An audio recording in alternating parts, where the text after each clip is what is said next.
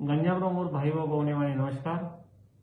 आपण समस्ते बहुत श्रृंखला पालन करिसेंती सेथिबाई आमर जिला ग्रीन जोन रे थिला। वर्तमान गंजाम रे बहुत संख्या रे प्रवासी उड़िया फेरुछंती। ये सबु कोरोना हॉटस्पॉट रे फेरुछंती। ये समस्त को जिला प्रशासन इंस्टीट्यूशनल क्वारंटाइन रे रखिछंती। वर्तमान पर्यंत जो भी पॉजिटिव केस बाहर उठी ये सबु पॉजिटिव केस ये प्रवासी उड़िया भितररू बाहर उठी।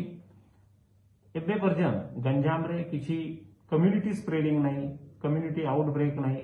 तो आम गंजाम बाहर क्वारंटाइन सेंटर छाड़ा आउ अन्य जगह रे कोरोना रा किसी प्रभाव नहीं। ताहले आपन डरिबा आवश्यक नहीं। आपन निज जीवन रे सोशल डिस्टेंसिंग बनाई के रखंतु, मास्क पिंधंतु, हाथ धोइबार प्रैक्टिस रखंतु। आपन घर रे जो वयस्क माता पिता वयस्क लोग अछंती तांकर ध्यान रखंतु एवं छुआ मानकर ध्यान रखंतु, प्रेग्नेंट वुमन रे ध्यान रखंतु। या सहित मु गोटे अनुरोध करू छे आपन समस्त को आपन ए संगरोध केंद्र ठारू दूरी बनाई के रखंतु।